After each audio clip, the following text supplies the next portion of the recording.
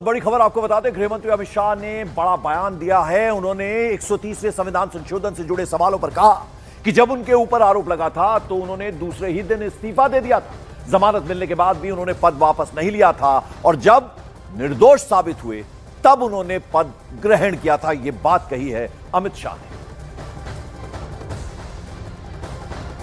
मेरे पे आरोप लगा और जैसे ही मुझे समन आया, अरेस्ट छोड़ दीजिए, सीबीआई ने मुझे समन किया, मैंने दूसरे ही दिन इस्तीफा दे दिया था। अरेस्ट तो मेरी बाद में हुई। जैसे ही सीबीआई ने मुझे समन किया था, मैंने दूसरे ही दिन इस्तीफा दिया था और केस चला और केस में जजमेंट भी आया कि ये पॉलिटिकल वेंडेटे का केस था और मैं पूर्णतया निर्दोष हूं। पर वो तो बाद में आया था ना? एक सेकंड सुनिए ना। हाँ। एक सेकंड, वो जजमेंट बाद में आया। बेल मेरी पहले हो गई थी। बेल मेरी पहले हो गई थी और वो जजमेंट ऐसा आया कि कंप्लीटली पॉलिटिकल वेंडेटा के केस है। कहीं पर दूर दूर तक मेरा इस केस में इन्वॉल्वमेंट नहीं है और मुझे शंका के आधार पर बरी नहीं किया गया था। मेरे सामने के केस को खारिज किया गया था और मुझे बेल मिल गया था 96वें दिन पर। फिर भी मैंने फिर से शपथ लेकर गृह मंत्री नहीं बना था। इतना ही नहीं, जब तक मैं कंप्लीटली मेरे सामने के सारे आरोप क्वाश नहीं हुए तब तक मैंने किसी भी संवैधानिक पद पर शपथ नहीं ली थी। तो मुझे क्या विपक्ष नैतिकता के पाठ पढ़ाता है।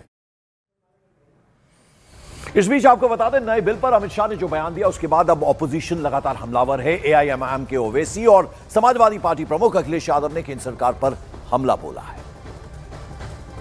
गवर्नर अगर के राज में सिर्फ 4 या 5 मिनिस्टर्स को आप अरेस्ट कर लीजिए, सरकार गिर गई, सरकार बचेगी नहीं ना। तो इसको कौन कंट्रोल करेगा?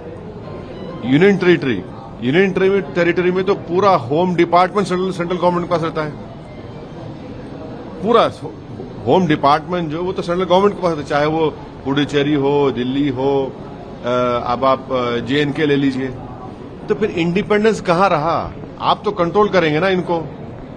सर लेकिन जिस किसी तोते को आपको पकड़ना है या किसी पिंजरे में डालना है तो ये खुद आपके कंट्रोल में रहेंगे, वो पिंजरे में पड़ जाएंगे। दुनिया के इतिहास में तमाम ऐसी सरकारें नहीं, तानाशाह सरकारें, जो समय समय पे कानून लेकर के आती थी और वो कानून इसलिए लाते थे जिससे कि वो सत्ता से बाहर न जाएं। इटली में भी उदाहरण है इसका, जर्मनी में भी उदाहरण है इसका, रशिया में भी उदाहरण है इसका। लेकिन वो सरकारें बची नहीं। याद रखना, जो दूसरों के लिए गड्ढा खोदते हैं एक दिन वो खुद ही उस गड्ढे में गिरते हैं।